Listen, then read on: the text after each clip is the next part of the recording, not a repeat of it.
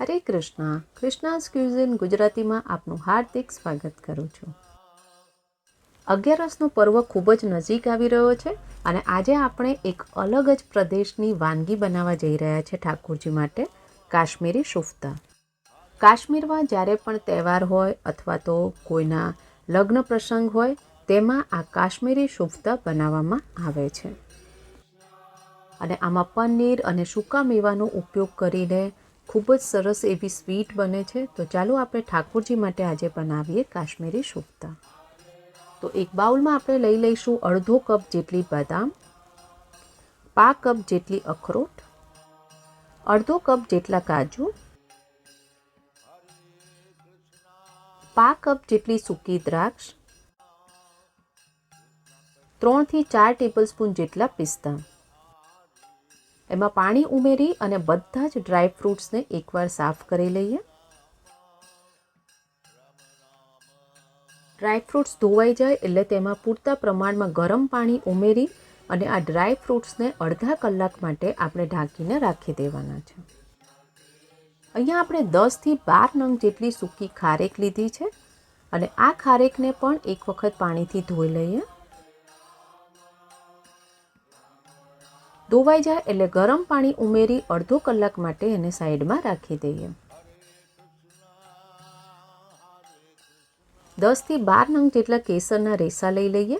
તેમાં પણ પાણી ઉમેરી અડધો કલાક માટે રાખી દેવાના છે. કાશ્મીરમાં કેસરનું ઉત્પાદન ખૂબ જ પ્રમાણમાં થતું હોય છે. અહીંયા અડધી કલાક જેટલો સમય થઈ ગયો છે અને ડ્રાય ફ્રૂટ્સમાંથી બધું જ પાણી નીકાળી દેવાનું છે. આ રીતે તેને 10 મિનિટ માટે રાખી દઈએ. અહીંયા અડધી કલાક બાદ ખારેક પણ સરસ રીતે પલળી ગઈ છે. તેના બધા જ બી આ રીતે નીકાળી દેવાના છે.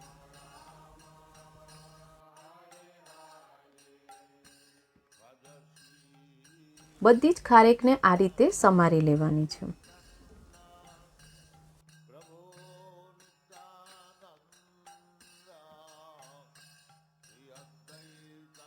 ખારેકના પીસીસ તૈયાર થઈ ગયા છે.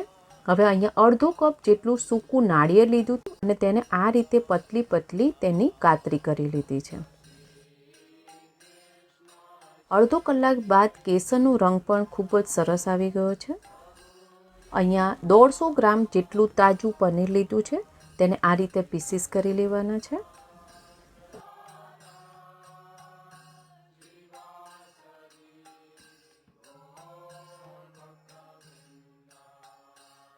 હવે અહીંયા 1 ટેબલસ્પૂન જેટલું ઘી ગરમ કરી લઈએ.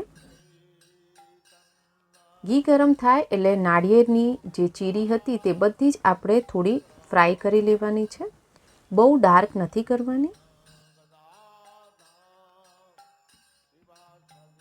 આ રીતે સતત તેને હલાવતા રહીશું. આ રીતે આછી ગુલાબી રંગની થાય એટલે તેને પ્લેટમાં લઈ લઈએ.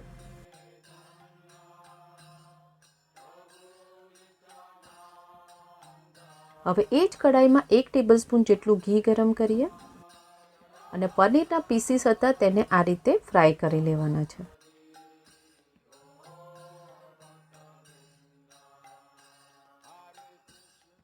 એકાદ મિનિટ માટે તેને સાતળવા દઈએ અને ત્યારબાદ આ રીતે બધી જ બાજુથી ગોલ્ડન કલરના થાય ત્યાં સુધી તળી લેવાના છે.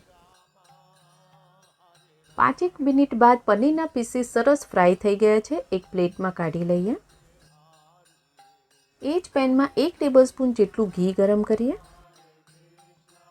હવે આપણે જે ડ્રાય ફ્રૂટ્સ ચાળણીમાં કાઢી રાખ્યા હતા તે બધા જ તેમાં ઉમેરી દઈએ. ખારેક જે સમારીને રાખી હતી તે પણ ઉમેરી દેવાની છે અને બધું જ ધીમા તાપે તેને ફ્રાય થવા દેવાનું છે.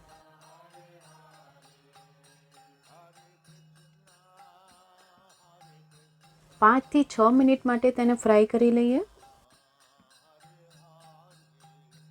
અહીંયા 5 થી 6 મિનિટ થઈ ગઈ છે અને ડ્રાય ફ્રૂટ સરસ રીતે ફ્રાય થઈ ગયા છે.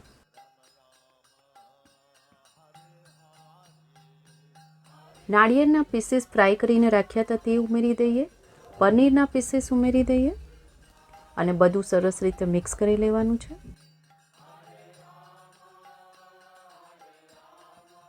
મિક્સ થાય પછી કેસરવાળું પાણી ઉમેરવાનું છે. પોણો કપ જેટલી ખાંડ ઉમેરી દઈએ. બધું મિક્સ કરી અને 2 મિનિટ માટે તેને મિક્સ કરતા રહેવાનું છે.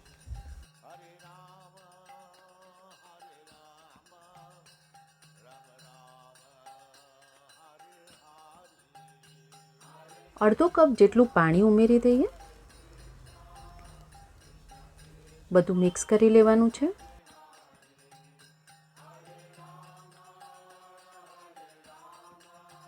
હવે આ ચાસણી એકદમ ગાઢી નથી કરવાની, થોડી ગાઢી થાય ત્યાં સુધી આપણે તેને કૂક કરવાનું છે. 5 મિનિટ બાદ તેમાં અડધી ચમચી જેટલો સૂંઠનો પાવડર ઉમેરી, અડધી ચમચી જેટલો ઇલાયચીનો પાવડર, થોડીક સૂકા ગુલાબની પાંખડીઓ, બધું મિક્સ કરી લઈએ.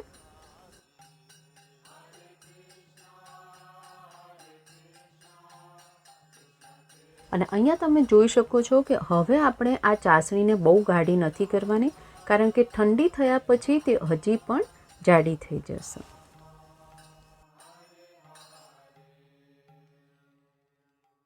કાશ્મીરી શુફ્તા બિલકુલ તૈયાર છે. સ્ટવ બંધ કરી દઈએ.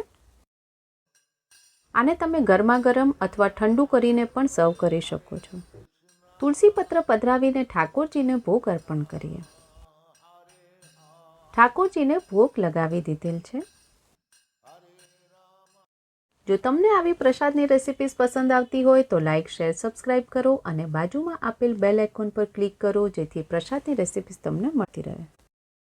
આવો સાથે મળીને જપીએ હરે કૃષ્ણ, કૃષ્ણ કૃષ્ણ, હરે હરે, હરે રામ, રામ રામ, હરે હરે.